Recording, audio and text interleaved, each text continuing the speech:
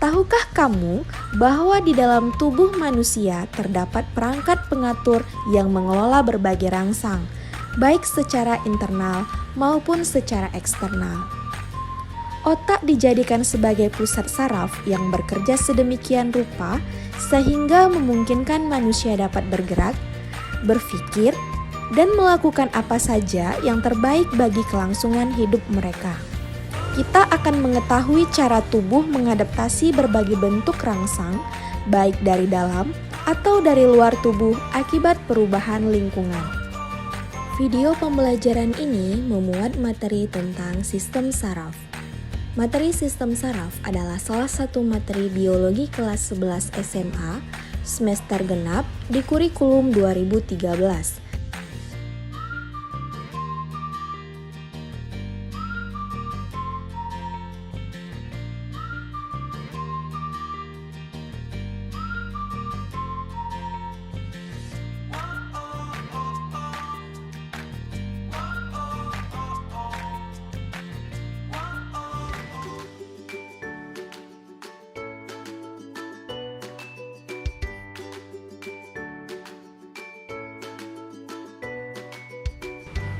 Sistem saraf merupakan pusat yang mengendalikan dan mengkomunikasikan sistem tubuh, serta yang mendeteksi dan memberikan respon terhadap perubahan di dalam dan di luar tubuh.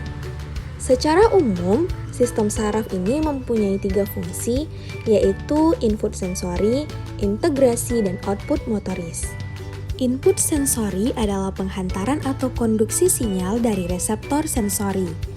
Integrasi adalah proses penerjemahan informasi yang berasal dari stimulus reseptor sensori oleh lingkungan, kemudian dihubungkan dengan respon tubuh yang sesuai. Sedangkan output motoris adalah penghantaran sinyal dari pusat integrasi. Sistem saraf ini tersusun atas sel-sel saraf yang disebut juga dengan neuron. Neuron adalah unit fungsional sistem saraf yang dikhususkan untuk menghantarkan dan mengirimkan sinyal dalam tubuh dari satu lokasi ke lokasi yang lain. Sel saraf menerima informasi pada ujung dan menghantarkan informasi ke sel saraf berikutnya pada ujung sisi yang lain. Sel saraf terdiri dari badan sel, dendrit, akson, selaput myelin, sel schwann, nodus Ranvier, dan sinapsis. Badan sel merupakan bagian terbesar dari sel saraf yang mengandung banyak komponen penting. Badan sel terdiri dari sitoplasma, nukleus, dan nukleolus. Badan sel bertugas untuk menerima rangsangan dari dendrit, kemudian meneruskan rangsangan tersebut ke akson. Dendrit merupakan percabangan dari badan sel yang terlihat seperti tonjolan bercabang. Dendrit ini berfungsi untuk menerima dan menghantarkan rangsangan dari badan sel. Akson adalah serabut sel saraf panjang yang terlihat seperti penjuluran dari badan sel. Akson ini disebut juga dengan neurit. Akson berperan dalam menghantarkan impuls dari badan sel menuju efektor, seperti sel otot atau sel kelenjar. Selaput myelin adalah selaput pemukus akson yang berfungsi untuk melindungi dan memberi nutrisi pada akson. Sel schwann adalah sel yang mengelilingi selaput myelin. Sel schwann berfungsi untuk mempercepat jalannya impuls, menyediakan nutrisi bagi akson, dan membantu regenerasi dari akson. Nodus Ranvier adalah bagian antar dua segmen selaput myelin. Nodus Ranvier ini berfungsi sebagai loncatan impuls saraf agar sampai lebih cepat ke tujuan. Sinapsis adalah celah yang terdapat pada pertemuan satu neuron dengan satu neuron yang lainnya. Setiap sinapsis menyediakan koneksi antar neuron sehingga memungkinkan terjadinya pertukaran informasi. Informasi ditukarkan dalam bentuk zat kimia yang disebut neurotransmitter. Sel saraf atau neuron dibagi menjadi 2 berdasarkan bentuk dan fungsinya. Baiklah, kita bahas satu persatu ya. Yang pertama ada berdasarkan bentuk, terbagi menjadi 3, yaitu neuron multipolar. Neuron multipolar adalah neuron dengan banyak juluran dari badan sel. Neuron ini terdapat di otak dan sumsum tulang belakang. Selanjutnya ada neuron bipolar. Neuron bipolar adalah neuron dengan dua juluran dari badan sel. Neuron ini terdapat pada organ indera. Dan yang terakhir ada neuron unipolar. Neuron ini adalah neuron dengan satu juluran dari badan sel. Neuron ini terdapat pada embrio. Selanjutnya yang kedua ada berdasarkan fungsi terbagi menjadi 3, yaitu neuron sensorik. Neuron sensorik berfungsi untuk menghantarkan rangsang dari reseptor ke sistem saraf pusat. Organ reseptor yaitu alat indera. Alat indera pada manusia ada 5, yaitu indera penciuman, indera pendengaran, indera pengecap, indera peraba, dan indera penglihatan. Yang pertama, indera penciuman. Organ yang berperan dalam indera penciuman adalah hidung. Mekanisme indera penciuman. Bau merupakan benda gas sehingga bersatu dengan gas-gas lain di dalam udara. Pada saat bernafas, bau ikut masuk bersamaan ke dalam hidung. Di dalam hidung, bau akan larut di dalam lendir. Selanjutnya, rangsangan bau akan diterima oleh ujung-ujung saraf pembau, kemudian diteruskan ke pusat penciuman dan saraf pembau. Oleh otak, rangsang tersebut ditanggapi sehingga dapat mencium bau. Yang kedua, indera pendengaran. Organ yang berperan dalam indera pendengaran adalah telinga. Mekanisme indera pendengaran. Bunyi bisa sampai ke telinga dikarenakan adanya udara. Udara masuk melewati lubang telinga menuju ke gendang telinga. Getaran gendang telinga kemudian ditangkap oleh tulang-tulang pendengaran dan disalurkan sampai mengenai tingkap jorong dan koklea. Akibat getaran tersebut, cairan limfa di dalam koklea akan ikut bergetar. Getaran dalam koklea akan ditangkap oleh ujung saraf pendengar dan disampaikan ke otak. Kemudian, otak akan memproses semuanya dan memberitahu apa yang didengar. Yang ketiga, indera pengecap. Organ yang berperan dalam indera pengecap adalah lidah. Di dalam lidah terdapat papila atau bintil lidah yang kaya akan saraf. Papila-papila berkelompok membentuk kuncup pengecap. Kuncup pengecap memiliki kepekaan rangsang terhadap rasa-rasa tertentu.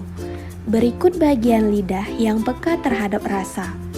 Ujung lidah peka terhadap rasa manis. Bagian tepi kanan dan tepi kiri lidah sesudah ujung lidah peka terhadap rasa asam. Bagian tepi kanan dan tepi kiri sebelum pangkal lidah peka terhadap rasa asin. Dan pangkal lidah peka terhadap rasa pahit. Mekanisme indera pengecap. Makanan atau larutan berasa yang masuk ke dalam mulut menuju papila atau bintil lidah.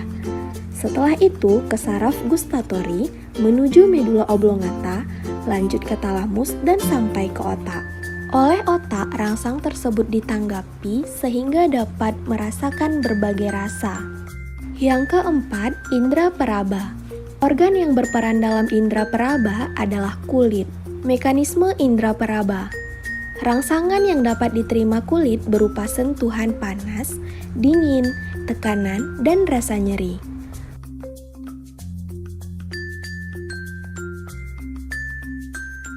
Kulit menerima rangsang melalui sel-sel reseptor atau serabut saraf. Selanjutnya, rangsang akan diteruskan ke otak melalui urat saraf atau serabut saraf. Kemudian, otak memerintahkan tubuh untuk menanggapi rangsang tersebut. Dan yang terakhir, indera penglihatan.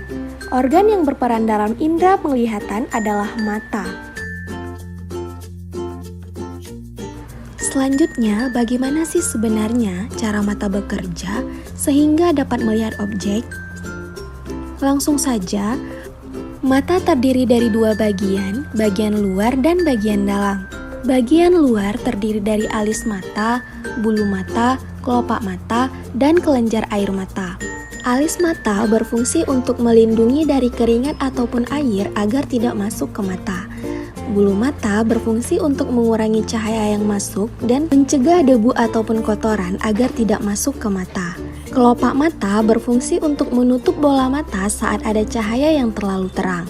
Dan kelenjar air mata berfungsi untuk membasahi kornea dan melindungi mata dari kuman. Sedangkan bagian dalam mata terdiri dari kornea, cairan mata, iris, pupil, lensa mata, retina, dan saraf optik. Kornea merupakan lapisan bening yang berfungsi untuk menangkap cahaya. Cairan mata berfungsi untuk membiaskan cahaya, iris berfungsi untuk memberi pigmen mata dan mengatur besar kecilnya pupil. Pupil berfungsi untuk mengatur banyak sedikitnya cahaya yang masuk ke mata. Lensa mata berfungsi untuk meneruskan dan memfokuskan cahaya agar tepat jatuh di retina. Retina berfungsi untuk mengubah cahaya menjadi sinyal elektrik. Saraf optik berfungsi untuk menghubungkan retina dengan otak. Proses penglihatan dimulai dari pantulan cahaya pada objek yang dilihat, kemudian masuk ke dalam melalui kornea.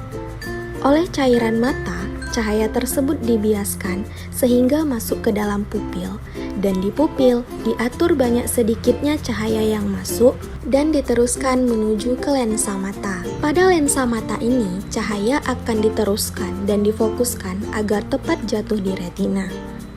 Pada saat cahaya sampai di retina, bagian mata retina ini akan mengubah cahaya tersebut menjadi sinyal elektrik yang kemudian disalurkan ke otak melalui saraf optik.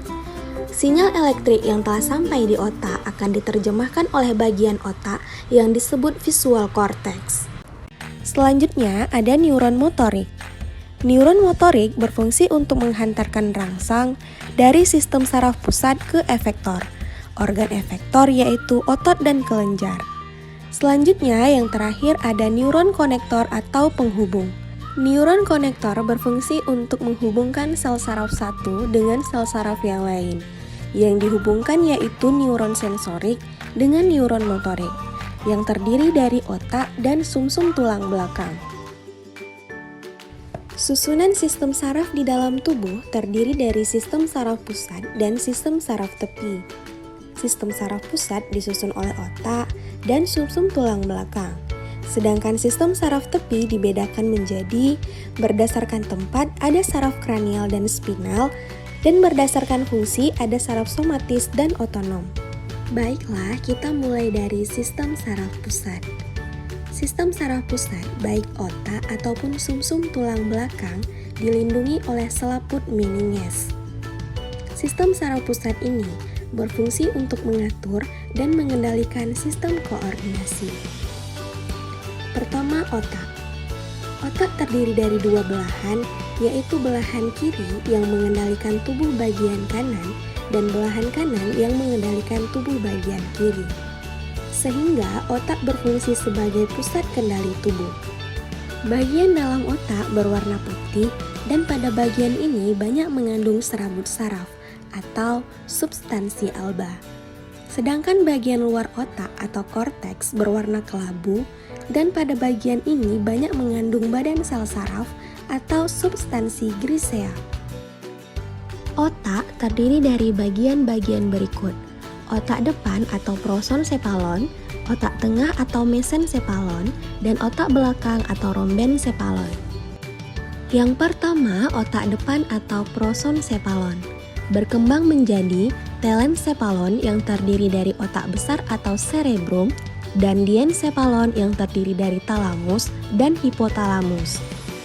Otak besar merupakan sumber dari semua kegiatan sadar.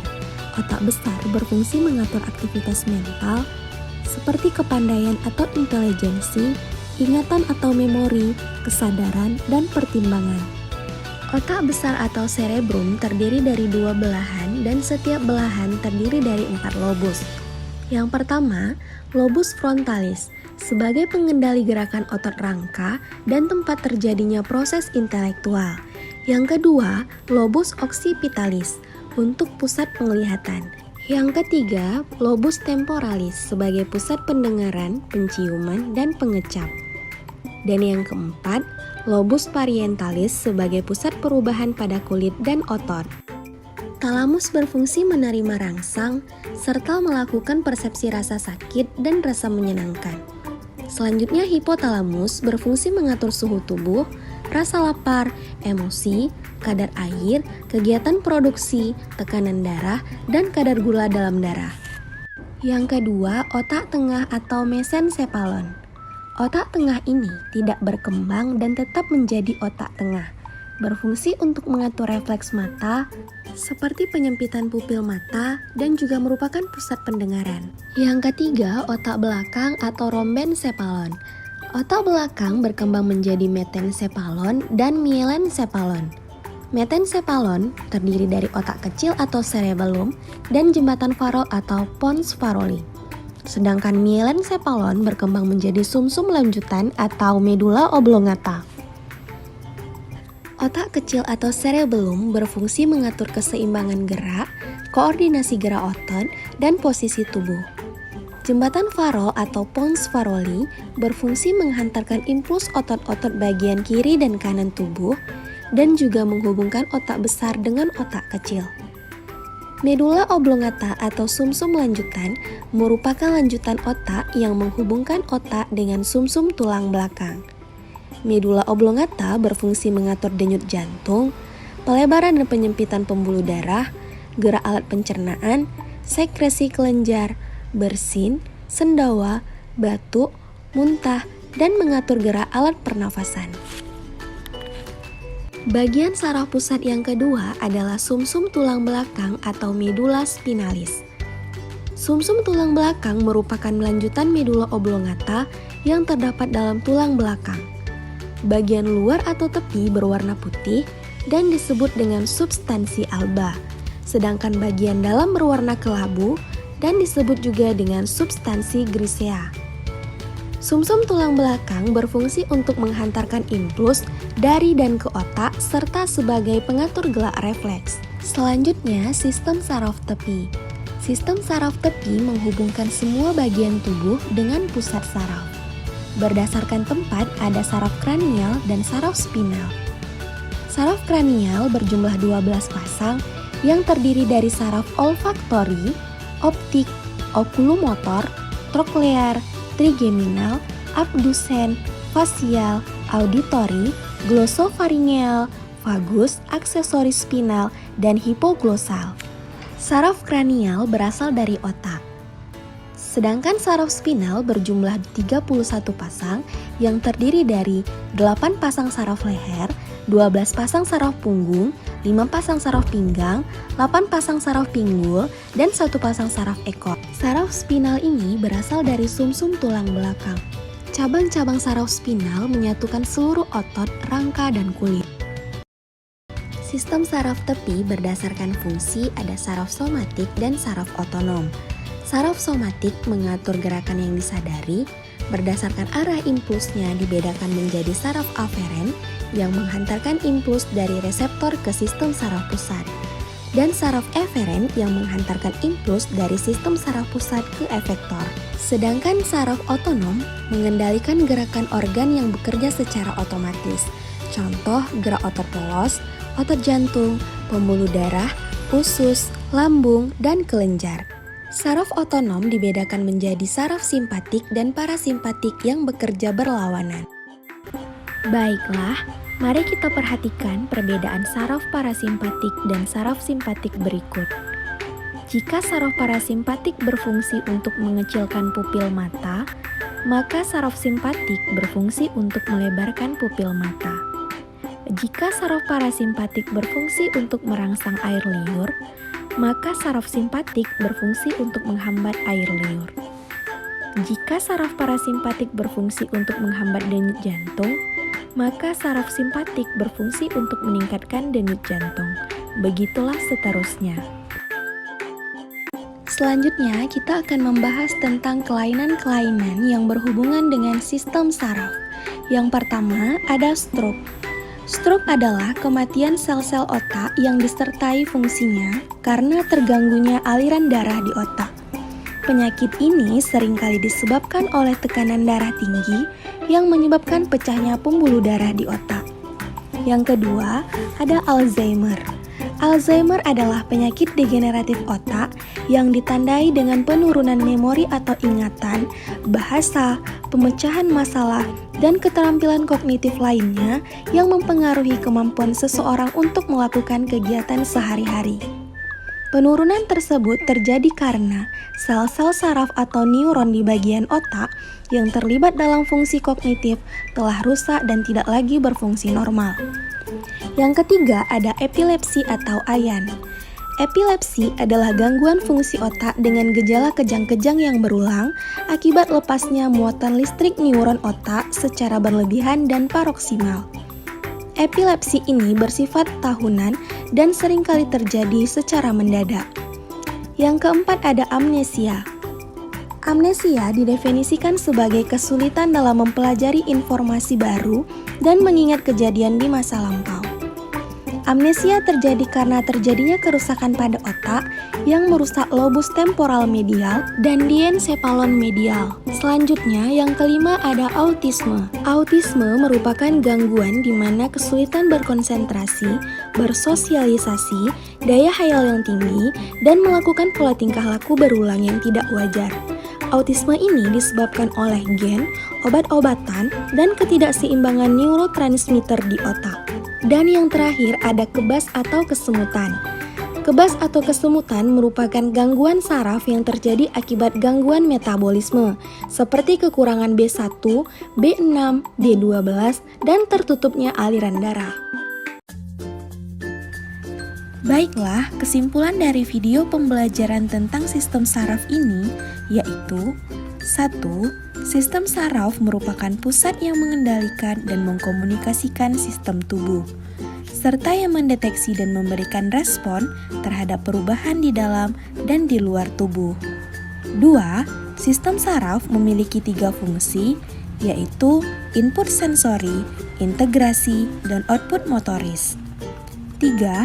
Sistem saraf tersusun oleh sel saraf yang disebut juga dengan neuron. 4. Sel saraf terdiri dari badan sel, dendrit, akson, selaput myelin, sel Schwann, nodus Ranvier, dan sinapsis. 5. Sel saraf dibagi menjadi 2 berdasarkan bentuk dan fungsinya.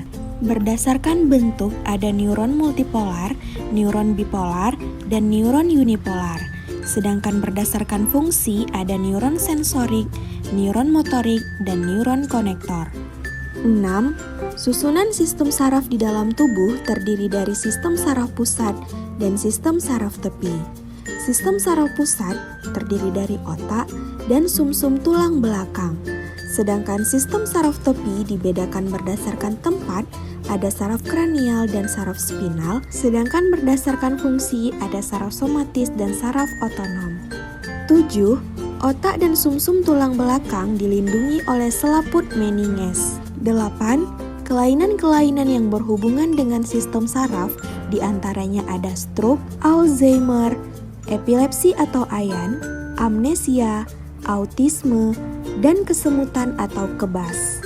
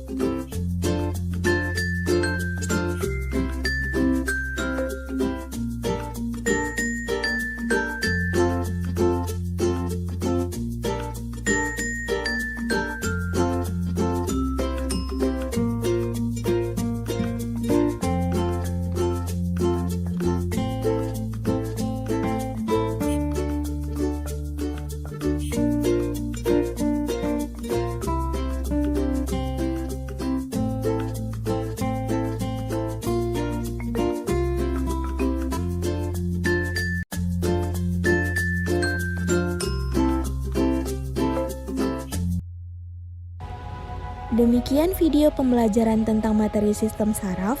Semoga materi yang terdapat di dalam video mudah dipahami.